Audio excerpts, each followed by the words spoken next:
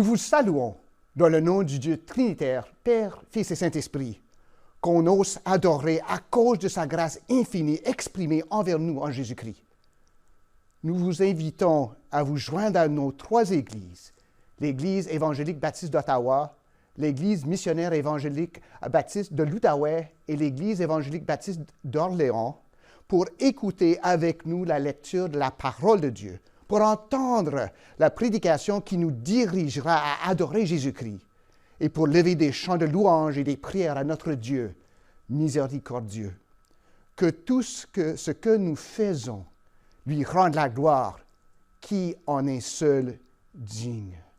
Nous commençons par chanter la gloire de notre Dieu créateur, qui a non juste créé la terre et tout ce qu'elle renferme, mais qui a aussi, par la nouvelle naissance en Jésus-Christ, créé en nous qui croyons la vie éternelle. Louons ensemble l'Éternel. Peuple de Dieu, nous allons adorer ce matin.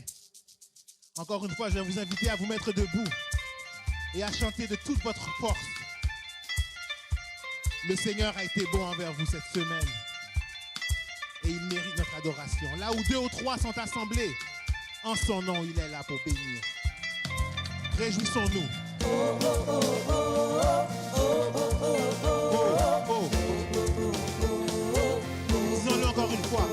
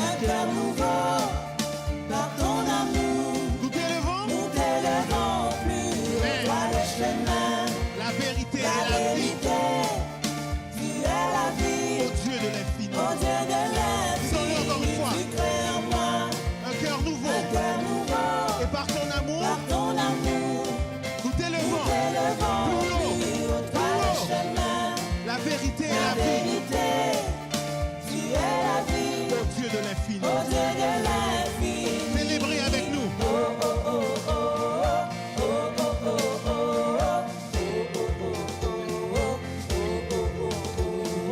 Tu m'as tout donné, je veux le chanter. Joie du Seigneur remplis mon cœur. Et tel un océan, ta grâce répand. Joie du Seigneur. Joie du Seigneur. Amen. Remplis mon cœur. Justifié par sa résurrection. Ta résurrection, je vis pour glorifier ton nom. Tu crées en moi un cœur nouveau, par ton amour. Nous t'élevons Plus haut, toi le chemin, la vérité la et la vérité. Tu es la vie, vie, ô Dieu de l'infini. Chantons encore une fois. Tu crées en moi un cœur nouveau, par ton amour. Sois dans la joie, peuple de l'Éternel. Plus haut, toi le chemin, Alléluia. la vérité. Tu es la vie, ô Tu Dieu. es la vie, ô Dieu de Si tu l'infini. as de l'air et tu respires, danse. Si tu as tes 2 pieds, danse. Si tu as tes 2 mains avec toi, danse. Loue. Célèbre ton Dieu ce matin. Sois dans la joie et baigne dans l'amour de ton Sauveur. J'élèverai ma voix vers toi. Et j'élèverai mes mains. J'élèverai mes mains Pour pour t'adorer. Je pousserai des Vas-y, pousse un cris cri de joie devant l'Éternel. J'élèverai ton nom chantant. Dis oh.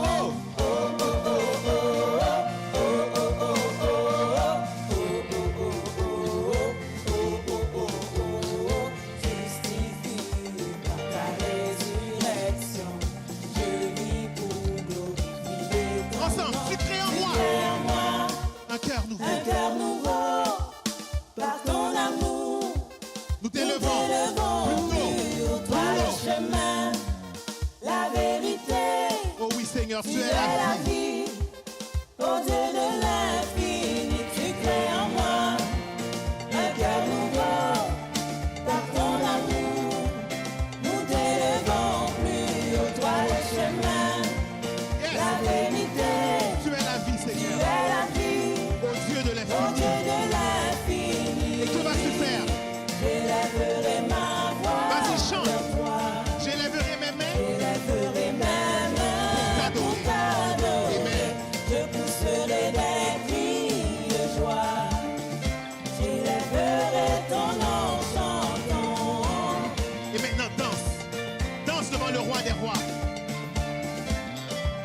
Démontre-lui ta joie de lui appartenir. Il a créé en toi un cœur nouveau.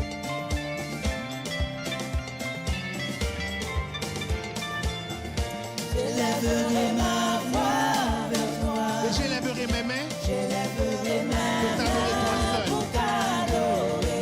Je pousserai des cris de joie. J'élèverai ton nom chantant. Dis-le une dernière fois, j'élève. J'élèverai ma voix vers toi.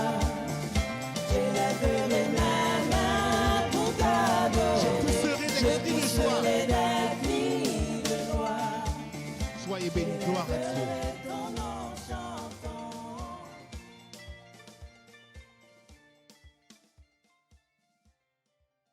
En vérité, Christ est ressuscité.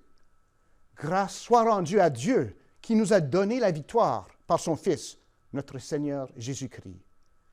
Prions ensemble. Dieu Tout-Puissant, qui connaît les cœurs et les désirs des hommes, devant qui ils ne peuvent rien cacher, purifie nos pensées par l'inspiration de ton Saint-Esprit, pour que nous t'aimions parfaitement et que nous soyons dignes de louer ton saint nom, par Jésus-Christ notre Seigneur. De toi, Seigneur, nous vient tout don parfait.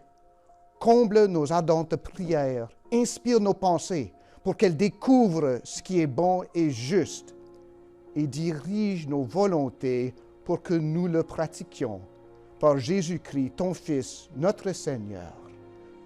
Reçois, nous te prions, Père, notre adoration dans le nom tout suffisant de Jésus. Amen. Nous allons maintenant lire ensemble le psaume 67. Écoutons la parole de Dieu. Que Dieu ait pitié de nous et qu'il nous bénisse, qu'il fasse luire sur nous sa face, afin que l'on connaisse sur la terre ta voie et parmi toutes les nations ton salut.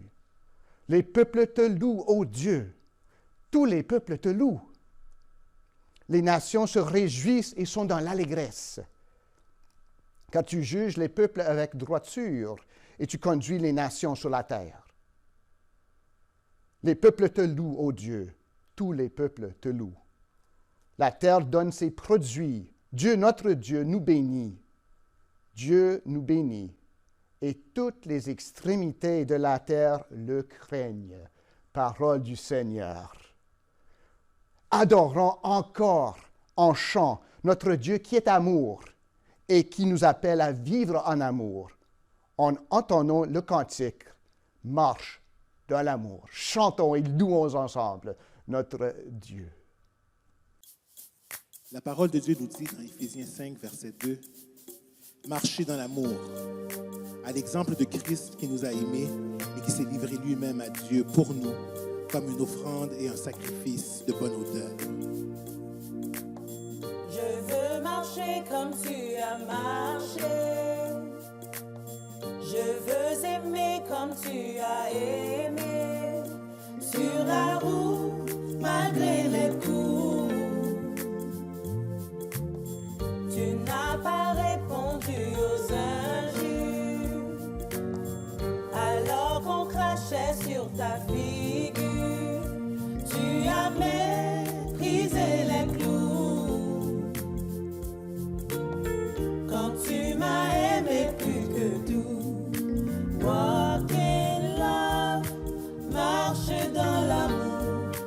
Oui, je veux marcher chaque jour dans ton amour. Car la miséricorde triomphe du jugement, triomphe même de la mort. Oui, l'amour triomphe encore. Walk in love, marche dans l'amour. Quel que soit le poids des blessures, l'amour triomphe toujours. Walk in love, je marche dans son amour.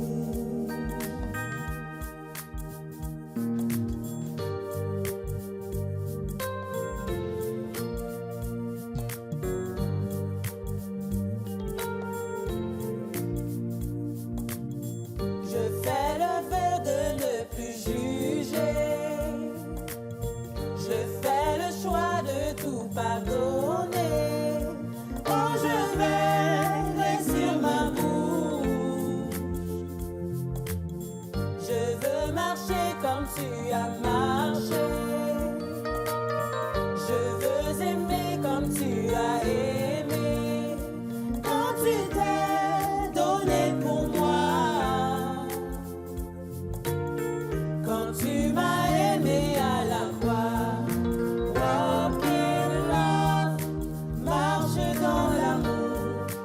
Oui, je veux marcher chaque jour dans ton amour. Car la miséricorde triomphe du jugement, triomphe même de la mort. Oui, l'amour triomphe encore. Walk in love, marche dans l'amour. Quel que soit le poids des blessures, l'amour triomphe toujours. Walk in love, je marche dans son amour. L'amour de Dieu, de loin surpasse ce qu'on peut dire.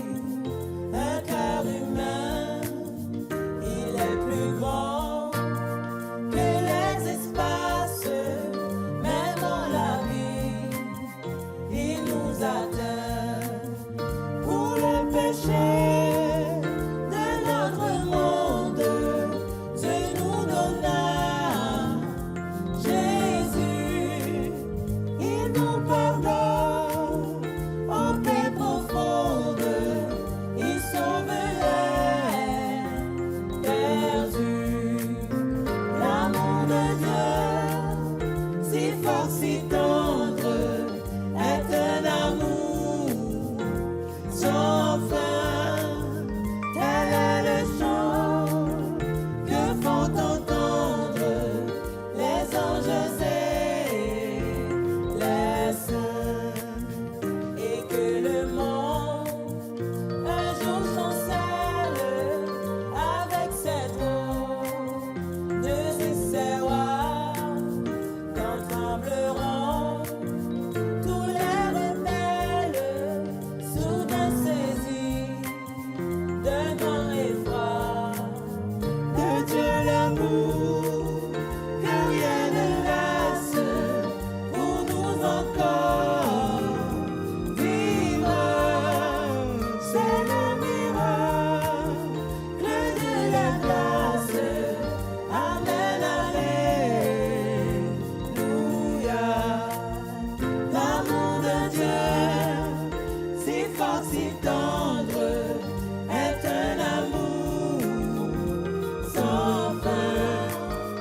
Tel est le chant que font entendre les anges et les saints. Les anges du ciel ne peuvent comprendre cette grâce infinie qui porte mon âme à crier. Hosanna, Hosanna, je suis plus que vainqueur. Oh, je suis plus que vainqueur. Oh, dans cette vallée de l'ombre de la mort, je marche sans trembler, car il est avec moi. Oh, mon Père a déjà visé mon passeport. Là-haut, bras ouverts, et il n'attend que moi.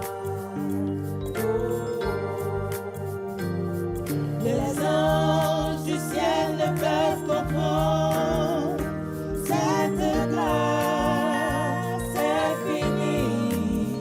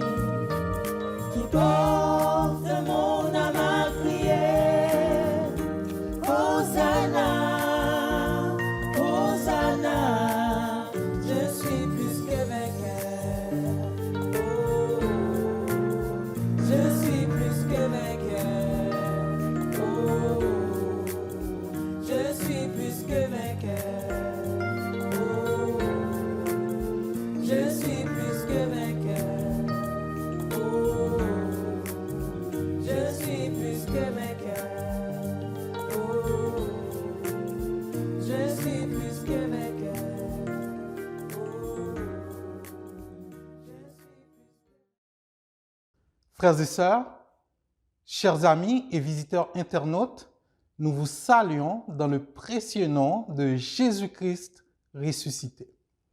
Nous vous remercions de votre fidélité pour votre participation semaine après semaine à ce culte en ligne conjoint des églises Égébo, Émébo et Éhébo.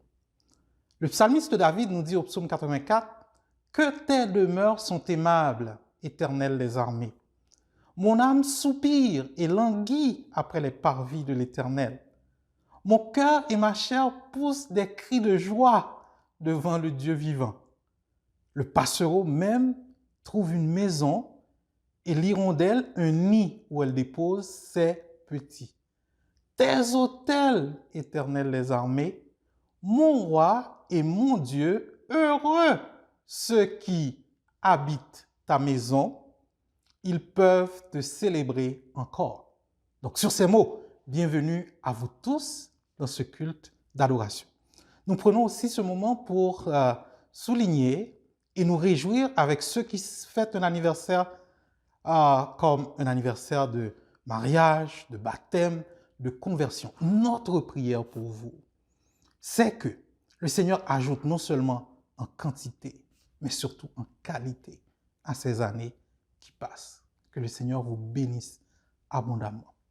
Maintenant, nous vous prions aussi de porter attention aux annonces qui sont sur les sites de vos églises respectives. Égébo, Émébo et Éhébo. Ces annonces sont mises à jour chaque semaine pour votre bénéfice. C'est maintenant aussi le moment habituel du culte où nous recueillons les dîmes et les offrandes de l'Assemblée. Le Seigneur dit à ce sujet, dans 2 Corinthiens 9, versets 6 et 7, « Sachez-le, celui qui sème peu, moissonnera peu. Et celui qui sème abondamment, moissonnera abondamment. Que chacun donne comme il l'a résolu en son cœur, sans tristesse ni contrainte, car Dieu aime celui qui donne avec joie. » Vous avez déjà reçu les instructions pour continuer à soutenir l'œuvre de Dieu. Et si vous avez quelques questions que ce soit à ce sujet, contactez le secrétariat de votre église respective. Chers amis, maintenant nous venons tout juste de chanter « Sans inquiétude sous son manteau de grâce ». Quel beau chant, sans inquiétude. Et que nous dit la parole à ce sujet? Philippiens 4, versets 6 et 7. Ne vous inquiétez de rien, mais en toute chose, faites connaître vos besoins à Dieu par des prières et des supplications avec des actions de grâce. Et la paix de Dieu, qui surpasse toute intelligence, gardera vos cœurs et vos pensées en Jésus-Christ. Prions, frères et sœurs. Éternel, nous venons à toi en te remerciant pour ces promesses qui ne failliront jamais. Papa, nous savons que tu es le Dieu tout-puissant et que ce que tu dis arrive toujours. Tu nous dis de nous inquiéter de rien. Nous le croyons de tout notre cœur. Papa, nous venons à toi aussi pleurer avec des nombreuses familles de notre assemblée qui sont éprouvées dans le deuil. Les familles Prince-Civil, Pétion, Jean-Louis, Bourgeot, Gilles, Joseph, Philippe-Auguste, Narcisse, Pierre-Louis sont en deuil éternel. Et nous crions à toi comme le Père des miséricordes et le Dieu de toute consolation. Que tu puisses, Seigneur, dans leur affliction, faire provision de consolation pour eux. Et que par cette même consolation, qu'ils puissent eux aussi consoler en temps convenable d'autres affligés. Papa, nous venons à toi parce que certains d'entre nous, Seigneur, passent par des moments difficiles. Au travers de cette pandémie mondiale, Seigneur, une circonstance qui nous dépasse largement, mais qui ne te dépasse pas toi. Elohim, le Dieu éternel. Elaï, le Dieu vivant. El Shaddai, le Dieu tout-puissant. Papa, nous venons à toi. Certains d'entre nous sont inquiets par rapport à leurs emplois, par rapport à leur santé. Certains ont même peur d'aller dans les hôpitaux, de peur de devenir plus malades. Papa, nous crions à toi. Pour ceux qui ont des obligations financières, ceux qui ont toute crainte que ce soit par rapport à l'avenir, rassure nos cœurs. Viens nous rencontrer dans nos besoins. Comme tu l'as fait par le passé, comme tu l'as toujours fait, comme tu le fais maintenant et comme tu le feras à l'avenir. Nous le croyons de tout notre cœur. Papa, nous venons à toi implorer les grâces, les secours de ton esprit éternel pour ton Église dispersée dans les maisons éternelles. Présentement, ton Église a besoin d'unité, a besoin de paix. Garde-nous ensemble, soudés les uns aux autres, bien que dispersés, mais unis par la puissance de ton esprit. Parce que tu nous as dit, vous recevez une puissance, le Saint-Esprit survenant sur vous. Nous le croyons, Éternel. Nous remettons à ta bonne grâce nos frères et sœurs qui travaillent dans le milieu hospitalier. Éternel, ils sont nombreux, certains même sont malades. Éternel, et nous crions à toi, Papa.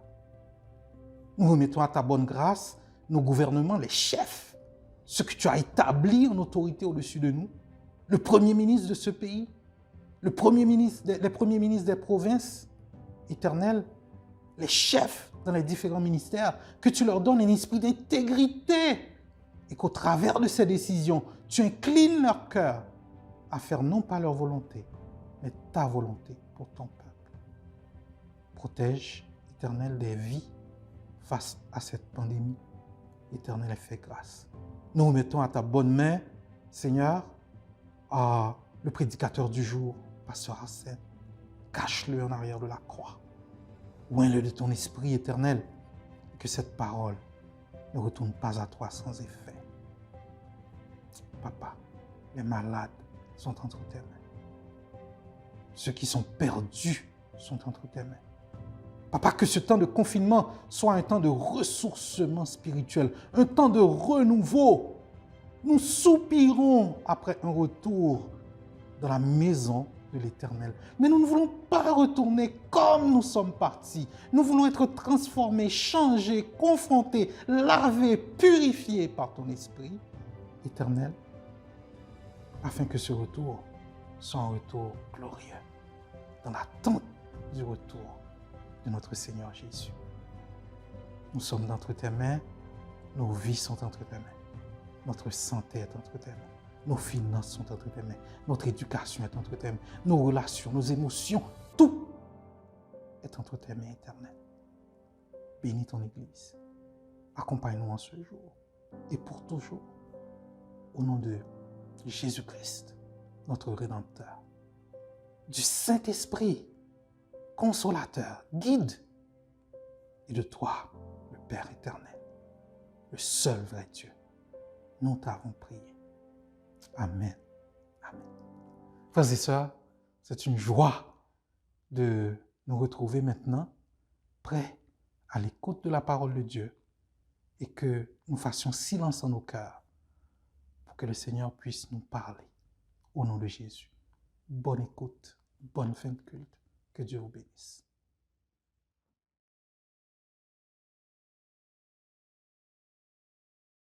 Frères et sœurs dans le Seigneur, que la paix et la grâce de Jésus-Christ soient avec vous. Très content de vous retrouver dans un autre culte d'adoration et de louange et d'avoir le privilège de partager l'enseignement de la parole de Dieu avec vous ce matin. Aujourd'hui, je vous parlerai d'un amour éternel, un message qui devrait procurer la paix dans vos tribulations. Je le ferai à partir du texte de Éphésiens, chapitre 1er, les 23 versets de ce chapitre que je lirai pour vous maintenant. Éphésiens, chapitre 1er, versets 1 à 23. Paul, apôtre de Jésus-Christ par la volonté de Dieu, aux saints qui sont à Éphèse et aux fidèles en Jésus-Christ, que la grâce et la paix vous soient données de la part de Dieu notre Père et du Seigneur Jésus-Christ. Béni soit Dieu, le Père de notre Seigneur Jésus-Christ, qui nous a bénis de toutes sortes de bénédictions spirituelles dans les lieux célestes en Christ. En lui, Dieu nous a élus avant la fondation du monde pour que nous soyons saints et irrépréhensibles devant lui, nous ayant prédestinés dans son amour à être des enfants d'adoption par Jésus-Christ, selon le bon plaisir de sa volonté, à la louange de la gloire de sa grâce qu'il nous a accordée en son bien-aimé. En lui, nous avons la rédemption par son sang, la rémission des péchés, selon la richesse de sa grâce, que Dieu a répandue abondamment sur nous par toute espèce de sagesse, d'intelligence, nous faisant connaître le mystère de sa volonté, selon le bienveillant dessein qu'il avait formé en lui-même, pour le mettre à exécution lorsque les temps seraient accomplis, de réunir toutes choses en Christ, celles qui sont dans les cieux et celles qui sont sur la terre.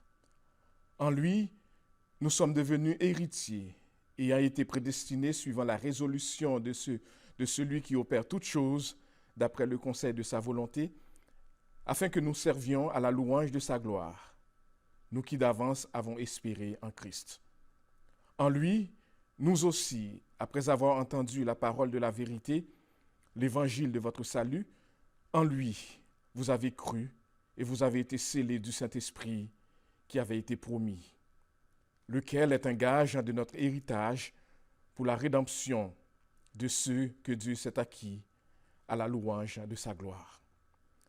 C'est pourquoi, moi aussi, ayant entendu parler de votre foi au Seigneur Jésus et de votre charité pour tous les saints, je ne cesse de rendre grâce pour vous, faisant mention de vous dans mes prières, afin que le Dieu de notre Seigneur Jésus-Christ, le Père de gloire, vous donne un esprit de sagesse et de révélation dans sa connaissance, et qu'il illumine les yeux de votre cœur pour que vous sachiez quelle est l'espérance qui s'attache à son appel, quelle est la richesse de la gloire de son héritage qu'il réserve aux saints, et quelle est envers nous, qui croyons l'infinie grandeur de sa puissance, se manifestant avec efficacité par la vertu de sa force. Il l'a déployé en Christ, en le ressuscitant des morts, en le faisant asseoir à sa droite dans les lieux célestes, au-dessus de toute domination, de toute autorité, de toute puissance, de toute dignité et de tout nom qui peut se nommer, non seulement dans le ciel présent, mais encore dans le siècle à venir. Il a tout mis sous ses pieds et il l'a donné pour chef suprême à l'Église, qui est son corps, la plénitude de celui qui remplit tout en nous. Parole du Seigneur, et prions. Notre bon Père Céleste en Jésus-Christ, merci pour le privilège, non seulement de pouvoir lire cette parole, de pouvoir l'enseigner à nous-mêmes et à ton peuple, non pas pour connaître encore plus de choses, mais pour connaître comment mieux te servir, mieux vivre pour toi, afin de te plaire dans notre façon de vivre et que toute gloire te revienne, mais aussi pour notre bénédiction à chacun. Ouvre les écluses des cieux pour nous permettre non seulement de délivrer ce message avec grâce, avec simplicité et clarté qui vient de ton onction, mais fais grâce à ton peuple qui écoute, de pouvoir l'écouter et surtout mettre en pratique cette parole dans leur vie. Que ton nom soit glorifié et béni dès avant tous les siècles, maintenant et dans tous les siècles des siècles.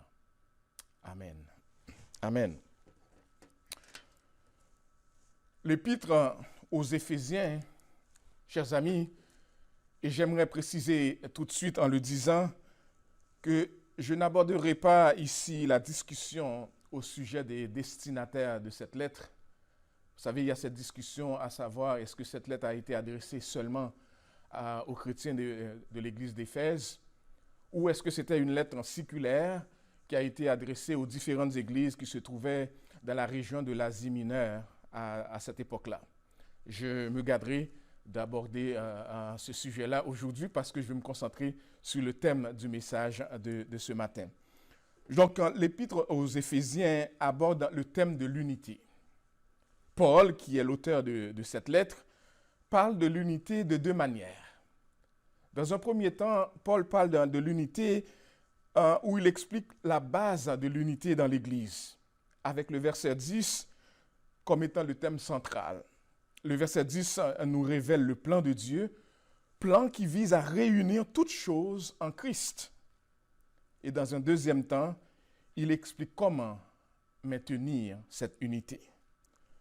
Cependant, chers amis, en arrière-plan de ce grand thème de l'unité, on voit le Dieu de grâce qui, dans son plan divin, déballe, si je peux le dire ainsi, déballe son amour envers tous ceux et toutes celles qui lui appartiennent. Ce chapitre sur lequel porte le message d'aujourd'hui se divise en deux parties.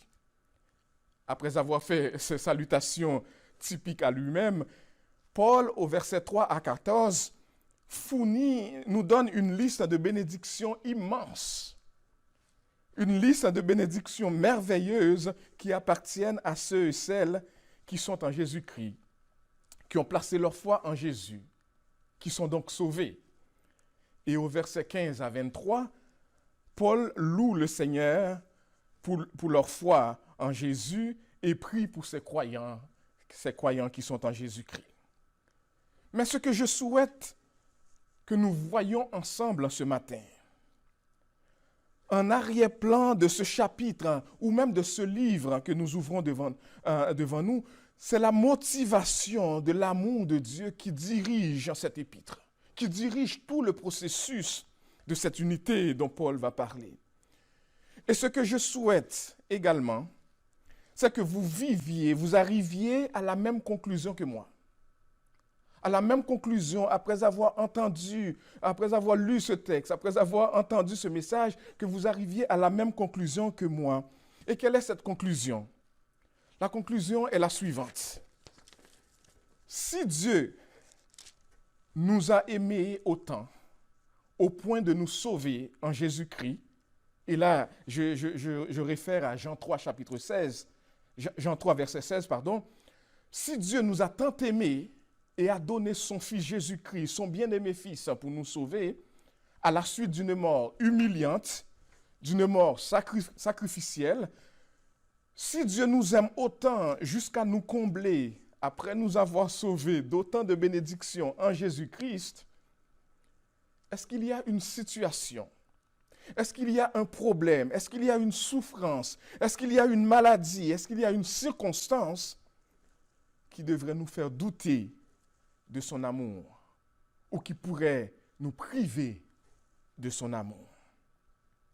En fait, Paul a déjà réglé ce problème quand il a dit en Romains chapitre 8, versets 35 à 37, « Qui nous séparera de l'amour de Christ?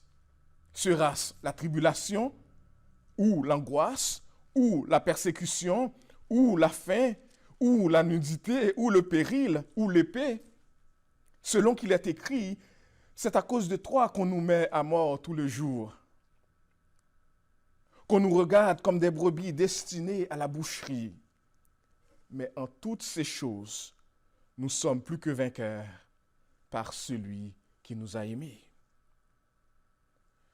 Mais comme c'est souvent le cas, chers amis, comme c'est souvent le cas dans notre vie chrétienne, nous avons tendance à oublier ces vérités fondamentales lorsque surviennent les épreuves, lorsque surviennent les tribulations, les malheurs dans notre vie, ou dans la vie des gens qui sont chers à nous. Lorsque les problèmes frappent à nos portes, nous avons tendance à oublier ces bénédictions de Jésus dans nos vies. Ainsi, un rappel de la profondeur, de l'amour éternel de Jésus pour nous qui sommes les siens peut être très salutaire. Et j'aimerais m'adresser, alors que je commence ce message, j'aimerais m'adresser à vous, frères et sœurs en Christ, qui souffrez maintenant. Vous qui souffrez et qui, en dépit des intercessions des saints qui vous entourent, malgré leurs prières incessantes pour vous, vous attendez encore la guérison, une guérison qui tarde à venir. Le cancer menace encore votre vie. Le poids du deuil se fait de plus en plus lourd et pesant, et la tristesse vous envahit. Les maladies rongent encore vos corps. Les problèmes se multiplient. La crise actuelle semble vous frapper plus fort que n'importe qui d'autre. Et par moments, chers amis, il peut vous arriver de douter de l'amour de Dieu pour vous. Eh bien, qu'il plaise à Dieu ce matin d'utiliser ces paroles de ma bouche pour vous rassurer que peu importe les souffrances qui pèsent sur votre vie ces temps-ci, peu importe la maladie, peu importe la souffrance, peu importe le problème qui vous tracasse, s'il y a une chose dont vous pouvez être certain, s'il y a une chose dont vous devez être certain, c'est que Dieu n'est pas indifférent à votre situation. Dieu ne peut être indifférent à votre souffrance. Et surtout, Dieu continue à vous aimer malgré la souffrance par laquelle vous passez présentement. Vous êtes ses enfants adoptifs en Jésus-Christ. Son amour pour vous est éternel. Vous pouvez compter sur ce Dieu. Un Dieu qui n'abandonne jamais les siens. Un Dieu qui nous a tellement aimés, qui nous a donné son propre Fils. Comment pourrait-il nous laisser à nous-mêmes dans les difficultés, les tracas de la vie? Vous savez, quand je fréquentais Sœur Annie, qui est, j'allais dire ma blonde, qui est ma femme depuis 20 ans, j'aimais lui dire avant mes débats, avant nos discussions, nos chicanes, parce qu'apparemment j'étais une personne qui aimait beaucoup les débats, les discussions, j'aimais lui dire, pour lui rassurer, que c'est important que tu comprennes que mes chicanes, mes débats, si houleux soient-ils, ne remettent pas en question mon amour pour toi.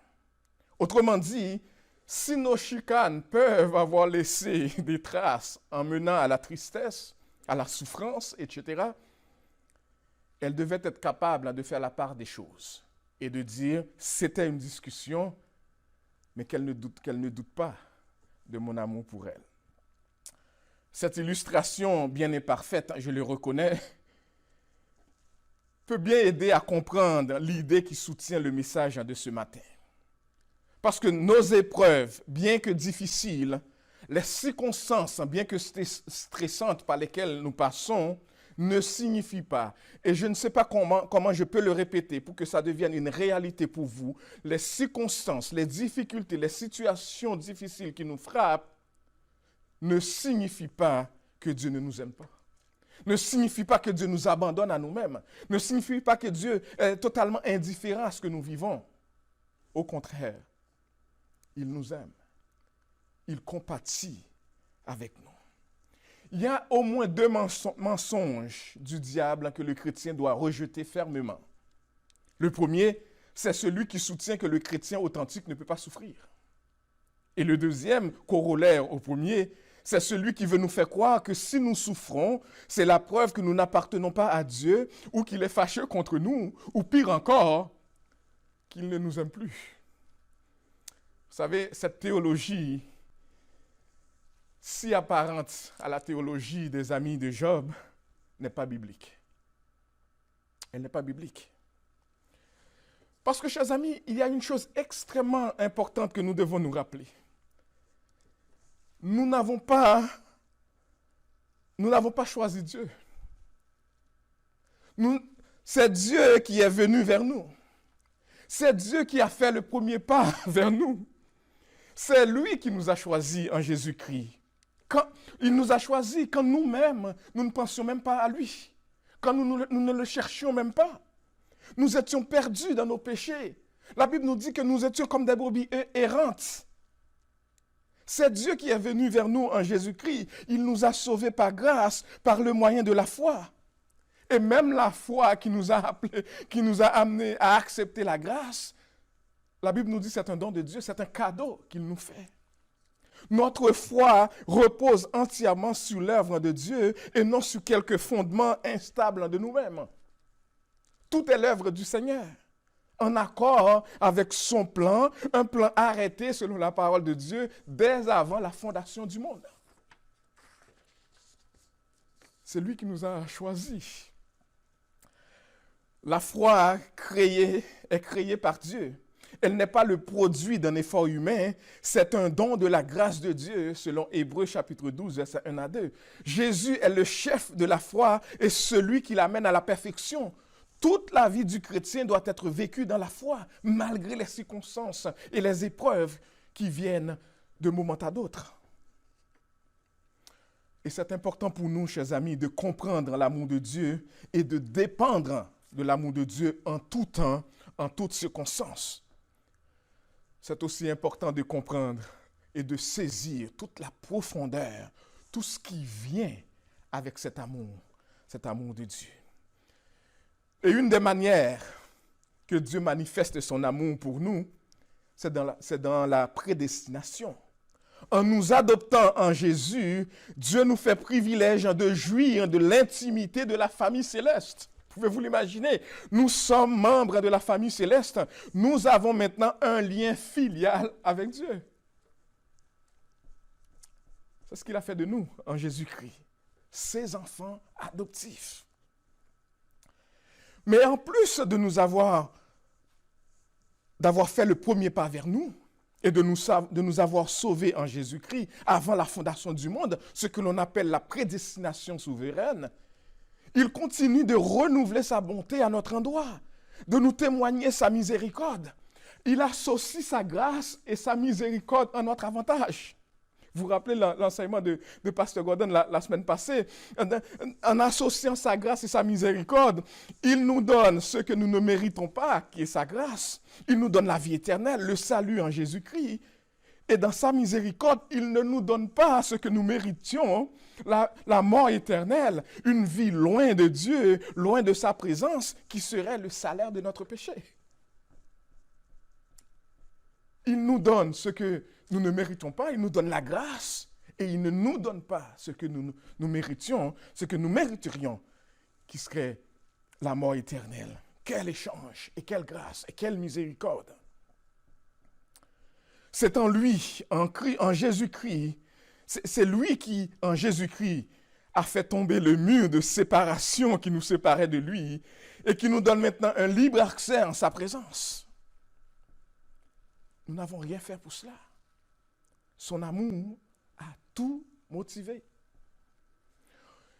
Et chers amis, aucune œuvre de notre part ne nous aurait valu sa grâce ou sa miséricorde.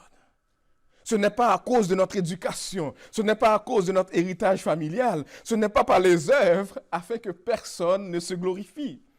Tout est grâce, totalement grâce, motivé par l'amour d'un Père qui, avant même la fondation du monde, désirait nous sauver en son Fils Jésus-Christ.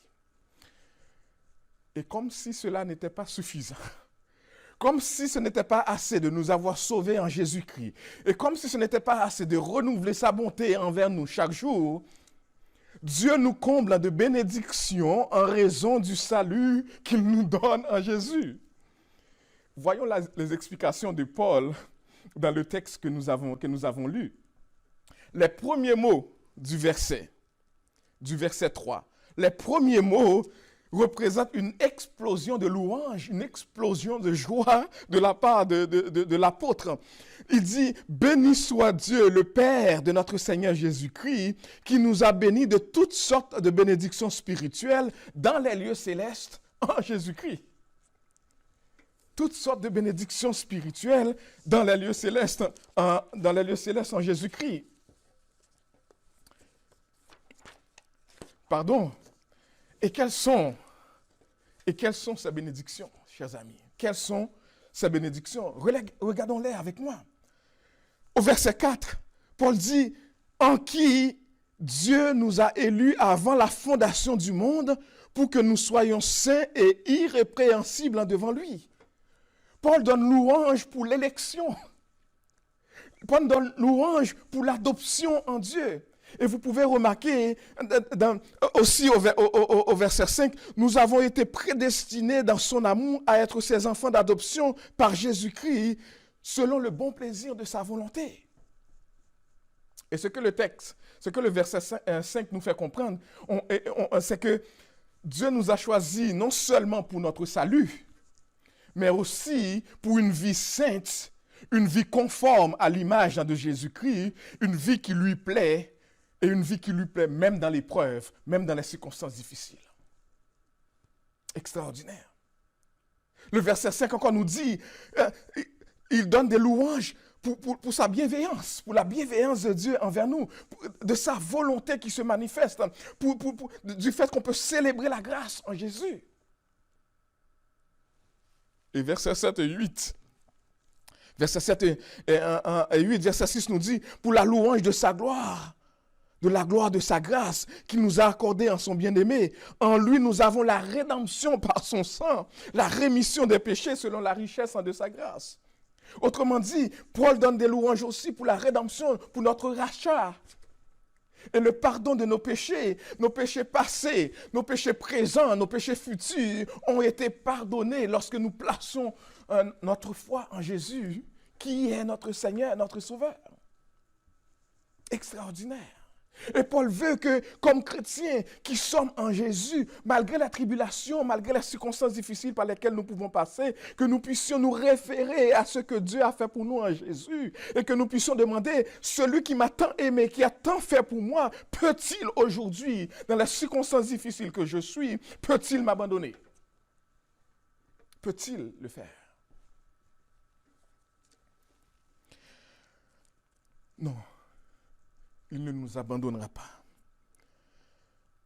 Verset 8, que Dieu a répandu abondamment sur nous par toute espèce de sagesse et d'intelligence. Verset 9, nous faisant connaître le mystère de sa volonté, selon le bienveillant dessein qu'il avait formé en lui-même.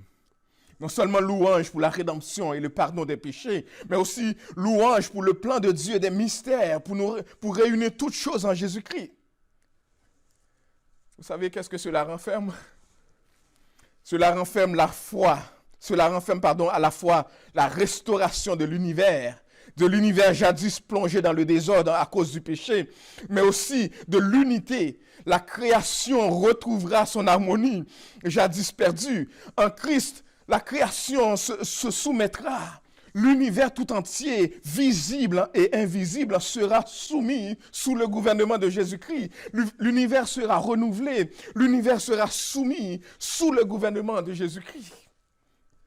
L'histoire de l'humanité sera résumée et achevée en Jésus-Christ. Le cosmos tout entier ne formera plus qu'un corps dont le Christ sera la tête. Il dirigera. Et j'aime le dire, tu pourras choisir de te soumettre à lui en l'accueillant comme Sauveur et Seigneur, ou tu seras forcé de le faire. Mais la Bible nous dit, tout genou fléchira devant lui. Tout genou fléchira devant lui. Paul ne s'arrête pas là avec les louanges. Des versets 11 à 14, il continue de louer le Seigneur. Regardons le verset 11 à 14. En lui, nous sommes devenus héritiers, ayant été prédestinés suivant la résolution de celui qui opère toutes choses d'après le conseil de sa volonté, afin que nous servions à la louange de sa gloire, nous qui d'avance avons espéré en Christ. Je reviendrai sur les versets 13 à 14. Alors, dans les versets 11 et 12, Paul donne des louanges pour l'assurance de l'héritage des croyants. Parce que nous avons été réclamés par Dieu comme appartenant à lui. Nous sommes à lui. Nous lui appartenons. Nous sommes son peuple et le troupeau qu'il a choisi. Maintenant, les hommes et les femmes en Christ sont le peuple élu de Dieu et ont été revendiqués par lui comme son héritage. Nous sommes à lui. Et j'aime bien les versets 13 à 14. J'aime bien les versets 13 à 14. Le texte nous dit, en lui, après avoir entendu la parole de la vérité, l'évangile de votre salut, en lui, vous avez cru et vous avez été scellés du Saint-Esprit qui avait été promis, lequel est un gage de notre héritage pour la rédemption de ceux que Dieu s'est acquis à la louange de sa gloire. Amen. Nous avons été scellés de son sceau, le sceau du Saint-Esprit. Il faut que je vous explique cela parce que c'est tellement important de le saisir. Vous savez, le sceau, c'était le cas dans le temps. Lorsqu'on achetait quelque chose, le propriétaire qui achète met son sceau. Et à partir du moment qu'il met son sceau sur la chose qu'il vient d'acheter, eh bien, ça lui appartenait. Personne ne pouvait le réclamer, personne ne pouvait plus l'acheter. Eh bien, le sceau que l'acheteur posait sur une marchandise qu'il venait d'acquérir indiquait le changement de propriétaire. Personne n'avait plus le droit de toucher à ce qui était ainsi marqué. Vous savez qu'est-ce que ça veut dire? Le Saint-Esprit est le sceau par lequel Dieu nous a marqués comme étant appartenant à lui. Nous sommes à lui. Et le texte nous dit, regardez bien ceci, le texte nous dit, le Saint-Esprit est le gage. Le Saint-Esprit est la garantie sur notre salut. Le Saint-Esprit est la compte.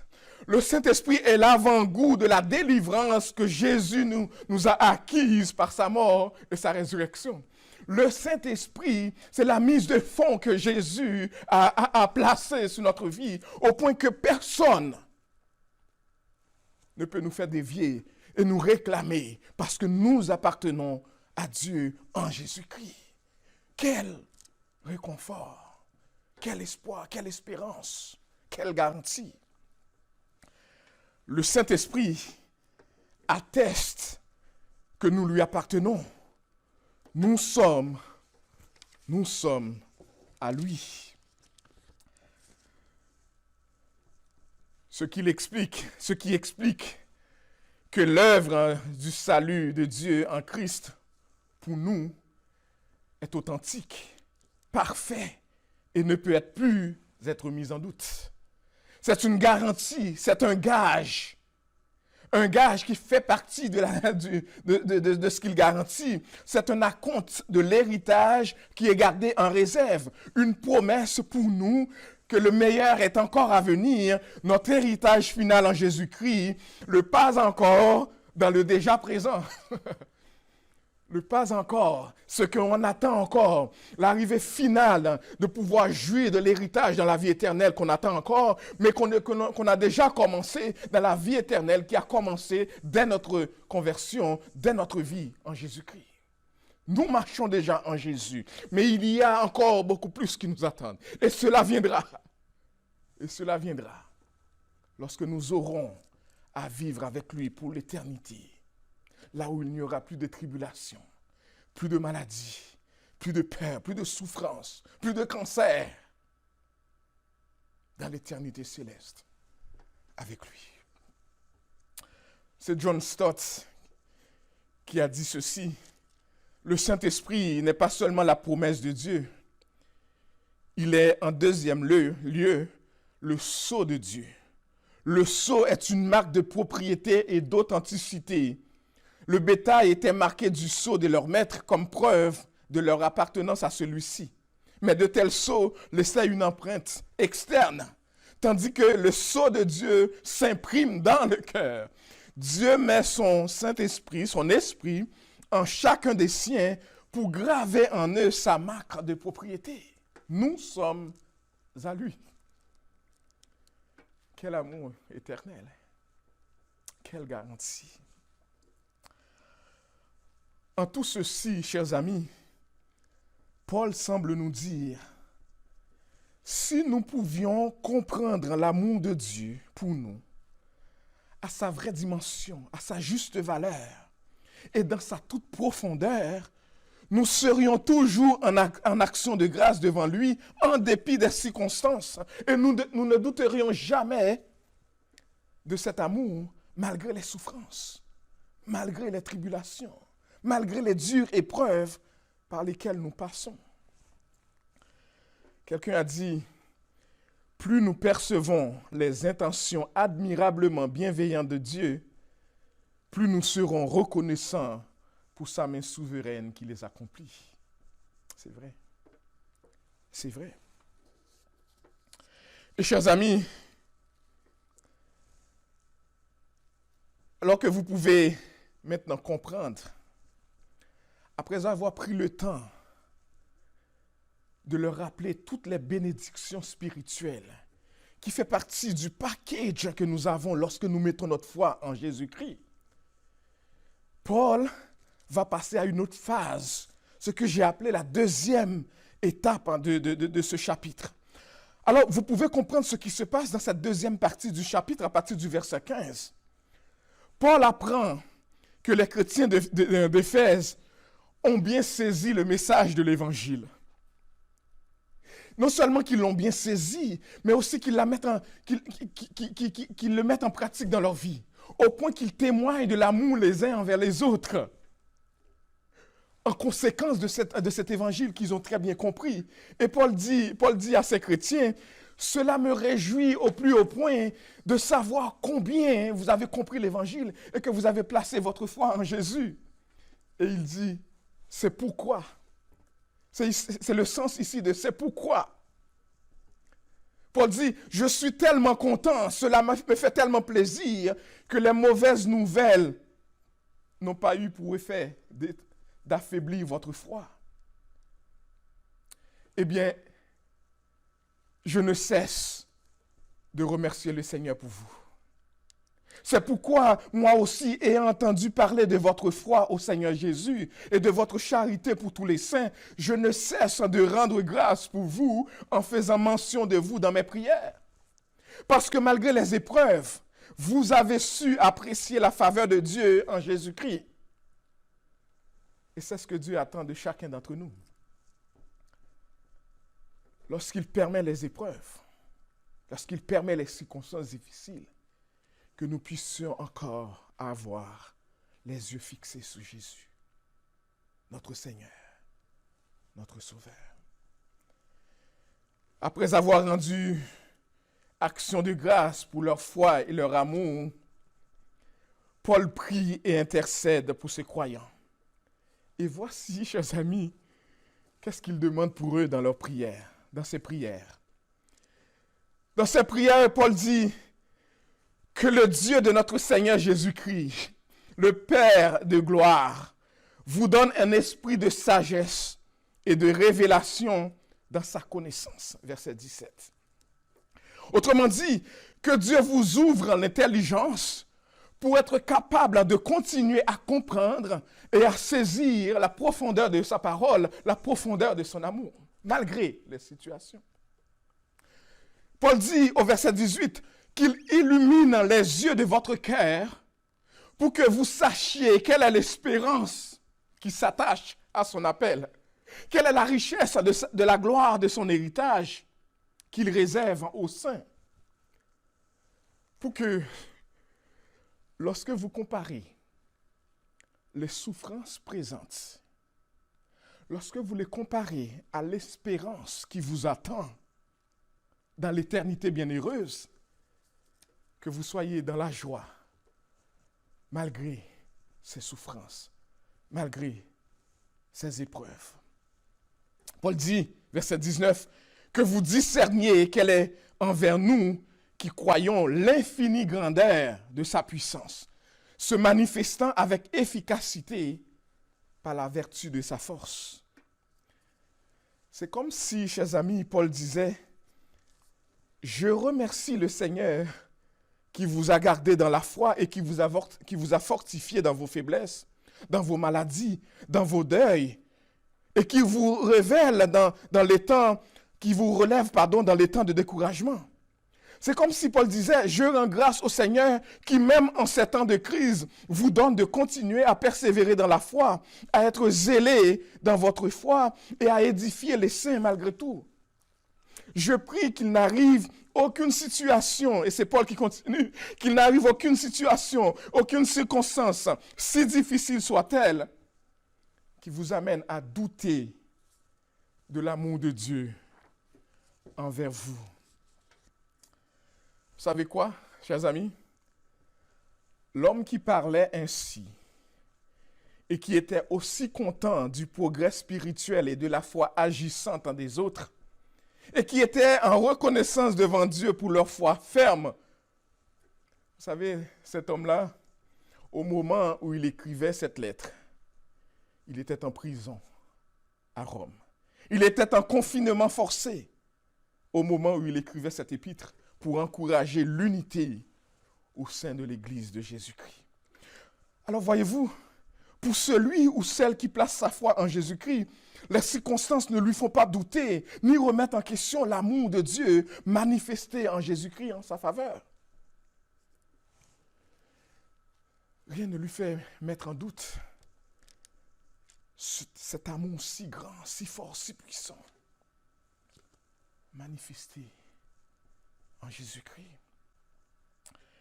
Et regardez avec moi la dernière section de cette prière. Et j'espère que vous serez aussi enjoués que je le suis à le lire. Regardez avec moi, à partir du verset 20. Il a déployé cette puissance en Christ, en le ressuscitant des morts et en le faisant asseoir à sa droite dans les lieux célestes, au-dessus de toute domination, de toute autorité, de toute puissance, de toute dignité et de tout nom qui se peut nommer, non seulement dans le siècle présent, mais encore dans le siècle à venir. Il a tout mis sous ses pieds et l'a donné pour chef suprême à l'Église, qui est son corps, la plénitude de celui qui remplit tout en nous. Autrement dit, le Christ ressuscité par Dieu, qui déploie à son intention toute sa puissance, et exalté au-dessus de toutes les puissances, est donné chef suprême de l'Église qui est son corps et qui est la plénitude, le plérum de celui qui remplit tout en tous. Jésus, chers amis, est la preuve irréfutable de l'ultime amour de Dieu pour nous. En Jésus, nous avons tout. Dieu nous a donné tout ce dont nous avons besoin en Jésus-Christ. Il nous a rachetés et nous a scellés avec la puissance du Saint-Esprit. Paul veut que nous comprenions et apprécions le salut de Dieu en Jésus-Christ, la place que nous avons en tant que peuple de Dieu dans les desseins de Dieu. Ce qui a été fait en Christ est à notre avantage. La puissance de Dieu en lui est disponible pour ceux qui croient. Verset 19. Et la domination du Christ sur l'univers est à notre privilège, notre bien, à notre joie. Et si les gens de cette époque qui vivaient aussi de la souffrance, pouvaient comprendre et saisir l'importance de ces messages et de l'amour de Dieu malgré les tribulations et les circonstances difficiles, nous aussi aujourd'hui, nous pouvons le faire et placer toute notre confiance en Jésus-Christ. C'est mon message pour vous également aujourd'hui. Chers amis, je le sais, mes collègues, Pasteur Guy, Pasteur Josué, mes autres collègues pasteurs et moi, qui avons pu visiter certains d'entre vous ces derniers jours, nous savons que certains d'entre vous souffrent beaucoup, physiquement, mentalement et même spirituellement. Mais ma prière pour vous, c'est que devant ces circonstances qui vous dépassent, que Dieu vous donne la force de toujours regarder à Jésus. Lorsque les diagnostics de cancer et de maladies incurables sont annoncés, que Dieu vous donne de faire confiance dans l'œuvre et dans la personne de Jésus de Nazareth. Quand les problèmes semblent se donner tous rendez-vous chez vous et vous ne savez quoi faire, j'aimerais vous inviter à compter et à appeler au secours de Jésus.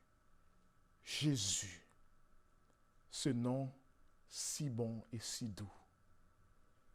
Jésus, ce merveilleux don. Jésus, ce suprême rançon. Qu'il soit adoré dans votre vie pour toujours. Gloire à toi, l'agneau sacrifié au siècle des siècles. Jésus, chers amis, est ce rocher stable au milieu des flots de la mer de la vie, qui est toujours avec nous et qui reste toujours fidèle. Dans les maladies, dans les souffrances, dans le deuil, comme devant les problèmes, nous pouvons compter toujours sur lui. Nous pouvons faire confiance à lui. N'oublions pas, il nous aime d'un amour éternel. Et que ces paroles puissent nous réconforter ce matin, pour que nous sachions placer notre foi, non pas dans ces circonstances autour de nous, mais en Jésus-Christ, le rocher suprême. Que Dieu vous bénisse abondamment. Prions le Seigneur. Notre bon Père Céleste en Jésus-Christ, merci de nous avoir donné le privilège de t'adorer, d'adorer Jésus ce matin, encore une fois, confinés dans nos maisons, mais quand même dans la joie de pouvoir le faire. Et merci de nous avoir envoyé le message de ta parole pour nous rappeler combien tu nous aimes et tout ce qui vient avec cet amour. Tu nous as aimés au point que tu as donné ton bien-aimé Fils Jésus-Christ. Il est venu dans ce monde, a vécu comme un des nôtres, sans jamais pécher. Il a été jusqu'à la croix, donné sa vie. Il est ressuscité, il intercède pour nous. Et ta parole nous dit, si tu nous as donné Jésus, qu'est-ce que tu ne nous donnerais pas avec lui? Fais-nous grâce au Père, que même dans les circonstances les plus dures, les plus difficiles que nous aurons à rencontrer dans ce monde, que rien ne vienne nous faire douter de l'amour infini, l'amour puissant et grand que tu nous as démontré en Jésus. Fais-nous grâce de toujours regarder à lui, notre souverain berger, notre roi des rois. À lui toute la gloire, tout l'honneur, au siècle des siècles. Amen. Et je vous invite maintenant, peuple de Dieu, à profiter de cette bénédiction spéciale que va nous offrir l'équipe de louange des Mébo, que je vous invite à écouter ensemble.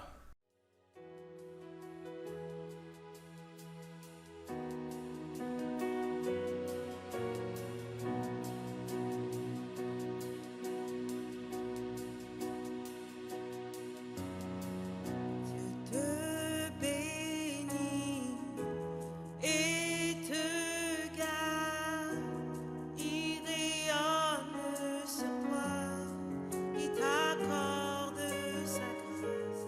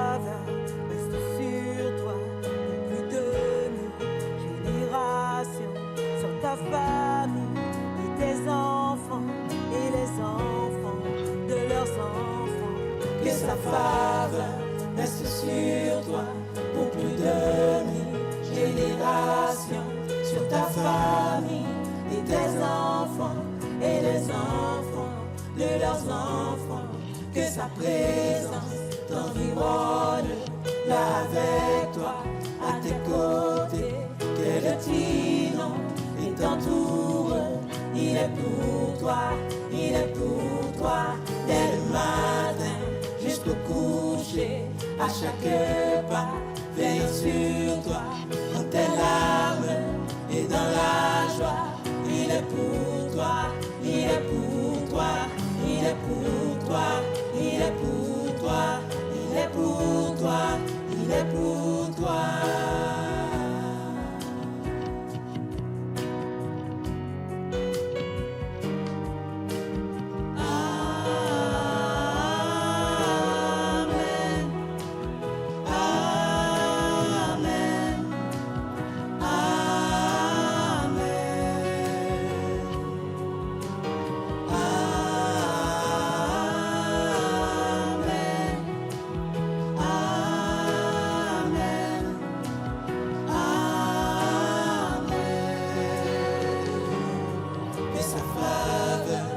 Sur toi pour plus de 1000 générations, sur ta famille et tes enfants et les enfants de leurs enfants, que sa présence t'environne, là avec toi, à tes côtés, que le tyran t'entoure.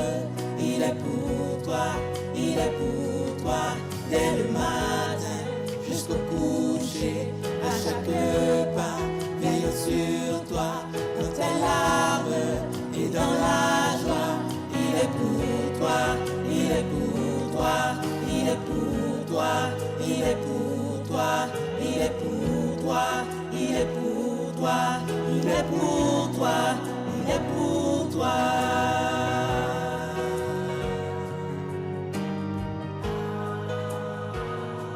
Recevons maintenant la bénédiction. Vous donc, bien-aimés, qui êtes avertis, mettez-vous sous vos gardes, de peur qu'entraînés par l'égarement des impies, vous ne veniez à déchoir de votre fermeté. Mais croissez dans la grâce et dans la connaissance de notre Seigneur et Sauveur Jésus-Christ. À lui soit la gloire, maintenant et pour toute l'éternité. Amen. Allez, avec la paix du Seigneur, que Dieu vous bénisse abondamment. Reste sur toi pour plus de 1000 générations, sur ta famille et tes enfants et les enfants de leurs enfants, que sa faveur reste sur toi pour plus de 1000 générations, sur ta famille et tes enfants et les enfants de leurs enfants, que sa présence t'environne, là avec toi, à tes côtés, que le tyran t'entoure. Il est pour toi, il est pour toi, dès le matin jusqu'au coucher, à chaque pas, veillant sur toi, dans tes larmes et dans la joie. Il est pour toi, il est pour toi, il est pour toi, il est pour toi, il est pour toi, il est pour toi.